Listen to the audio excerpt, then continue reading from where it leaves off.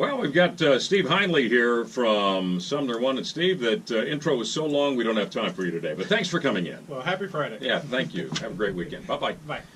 All right, 422. Steve is with us, and I know we're going to talk about passwords today, and that's a cool thing. Steve, let me explain something about Steve at SumnerOne. He has been in the IT field for over 25 years. As I recall, you said you worked in the Air Force. Is Yes, that right? yes, sir. What'd you do in the Air Force? Was it IT stuff? It was IT stuff. All right, With good. the 9th Air Force. You weren't spying or anything, were you? No. You can't say. Oh. Neither confirmed nor denied. There you go. Right, and so you're a solutions architect for SumnerOne. I am, sir. Okay.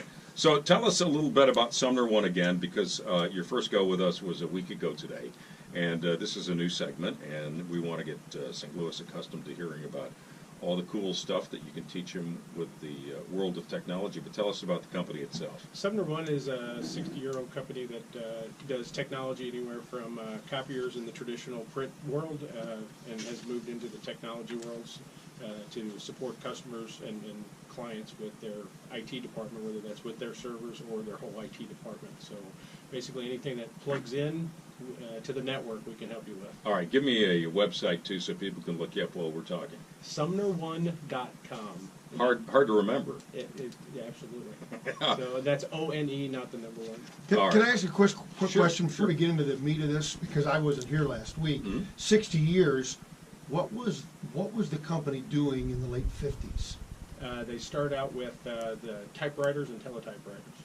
And then those became electronic, and then they Copiers. And then copiers, yeah, and then gotcha. analog, Okay. and then digital, and they keep, as the technology grew, they kept expanding and There you growing go. with the industry. So. Rammer, I'm watching Forensic Files one night, and I noticed that the copier is called into question in a some sort of murder thing because the guy that used the copier didn't realize that the copier keeps everything stored in there.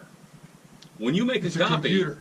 it's a computer. Absolutely, it has a hard drive in it. So the newer technology and the newer copiers have automatic overwrite that will delete that data on an ongoing basis. But absolutely, that's a standard practice for all copiers. So if you have secrets, go to the old mimeograph, and then you can smell it when it's done. Right. By the way, that was probably the greatest smell. Did you ever enjoy that smell as a kid, the I did. mimeograph? I did. Paul, what was that? And I want more of it. It's like mimeograph oil. I don't know what it was. We'll find that in some preserves for you, and it'll be perfect. All right, if you have any questions for Steve Heinle from SumnerOne, he's here right now. 314-969-5877, 1-888-550-5877. And from your cell, it is star KTRS. I also told people that I was going to answer or have text messages about technical stuff, and I'm sorry I forgot to log on, so I'll do that right now. But, all right, so let's talk about password management, because I'll be honest with you, every dang time I go online, I got to change a password somewhere because somebody's in some corporation somewhere says, you've had it too long. You have it too long, or it's not complex enough. Every company Has parameters. Has parameters, and they're not all the same. So, how do you keep track of those? Is kind of Yeah. I think the idea there. So how do you? And what is a good way to keep track of your stuff? Because I have a kind of a vault thing on my phone, but I always worry about that too.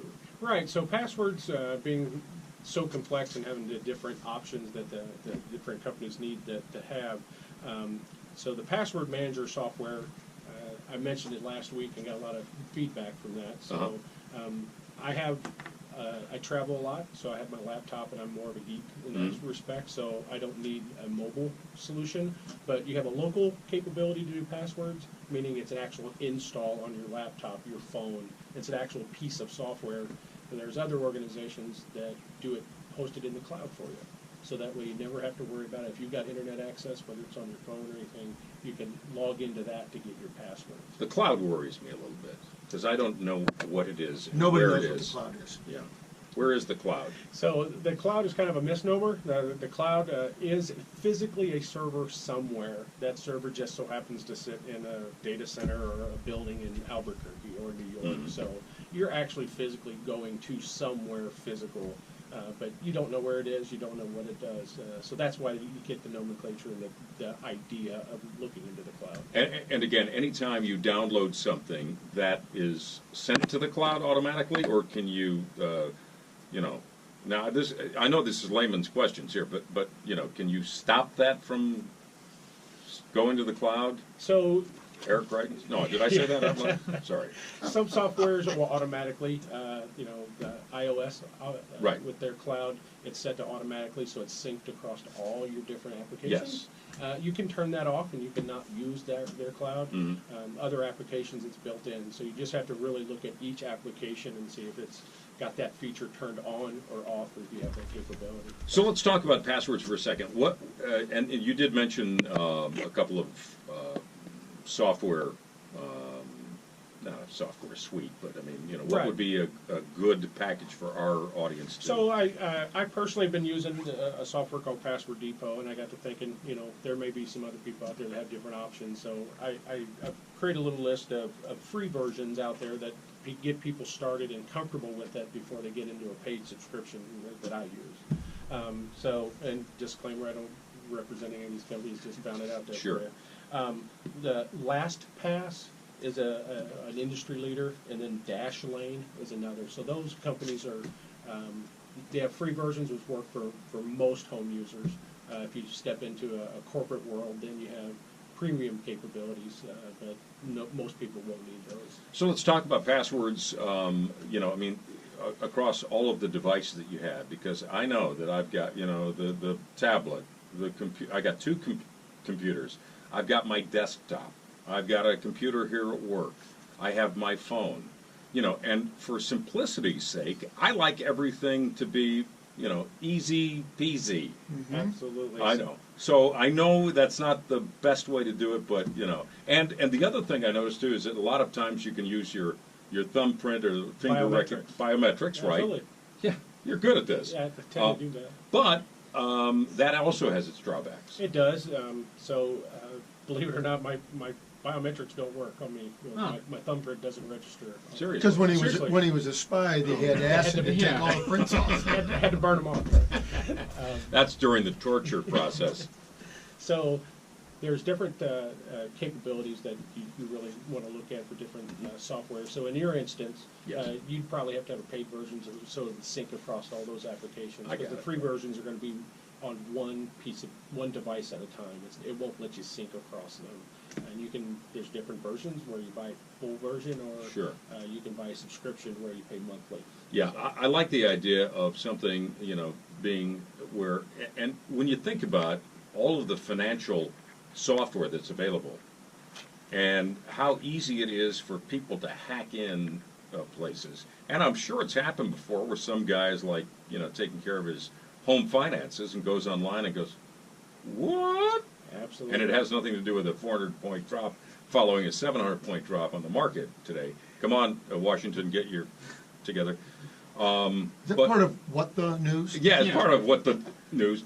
You know, let's talk a little bit about that. Yeah, so you have to remember the basics with passwords, and the basics of making sure that they have the length, 8 to 12 characters, upper, lowercase. You know, mix it up. Don't make it too hard that you'll have to write it down. And if you have to have And paste those, it on your computer, like I do. or under your keyboard. Yeah, right. A lot of people do. So Nobody will see it here. Yeah, no one will think they've looked there, right? And that's where the password manager comes in, Yeah. because people have more and more, and the world is moving to the cloud and moving to the web. You really are forced to start using a password manager. Are you truly ever protected? I mean, it seems almost impossible. Some of the suggested passwords that I get when I go to update mine, you know. Right, so the answer there is it's not if, but when. Yeah. Everybody's going to be affected at some phase of their life. Right. Nothing's perfect, or else hackers wouldn't be successful. You know, like this Experian thing too. I mean, you know, you can't protect yourself against somebody else having your information. Exactly, especially in the data age. Somebody has something on you that may not be secure. And of course, at Experian, they were using the password 123, followed by the CEO's birth date. Absolutely. Do we ever find any of the hackers? Oh, absolutely. Shouldn't they get the death penalty? No, I'll let that to somebody else. Or if you don't believe in the death penalty, life in prison. I think so. I think based on the severity of it, it should be pretty I agree. substantial. It's- I mean, to be quite honest. I mean, if a guy broke into your house and stole all your stuff physically, it's no. In fact, you can probably do more damage digitally. Absolutely. More Especially damage. from the financing. We got to Yeah. put them on an island, the lost island of hackers. We'll send them to the TGI Fridays with those electric chairs they're putting in. Yeah, right, Because of exactly. tipping, of course. I'm putting I those sense. Oh, okay. I sense reform coming. Oh, yeah. All right, so if anyone needs more information about SumnerOne, where can they find it? SumnerOne.com. SumnerOne.com. Got a quick question here, and then we got to take a break. Susan is on the line with us this afternoon. Susan, welcome to the Guy Phillips Show. How you doing? Good. You're on with Steve Heinle.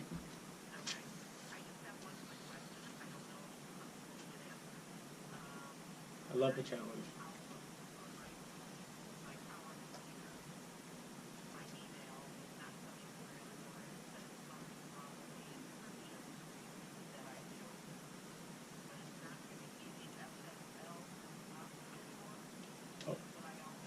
Not the SSL option.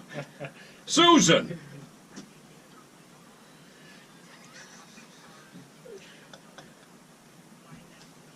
Well, the first thing that I would check is the actual port number. SSL certificates, you can have it installed, but using the wrong port. So normally the port is 993. So if you look at, if that isn't right, then the next is to ensure that your username and password are the same and what they should be. And if that doesn't work, I would remove it, and then you can add the connection back. Yes, ma'am. Susan, that was a long answer for the SSL. The real answer is your SOL. Thank you, Susan. I get it. Hey, we've all been there. Thank you so much. All right, yeah, and when you talk about port, I see, the time that I look at my port is when it says best of used by, so Right. port, right? It's port. I get it, All guy. right, all right. Looking at me like, what is he talking about? All right, thank you very much. Steve Heinle from SumnerOne on Tech Talk. Thanks for being on the Guy Phillips Show. We'll see you next Friday. Fantastic. I Okay. appreciate it. And if you have any questions for Steve, you can always get them to us. Text them at 84126. Message and data rates may apply.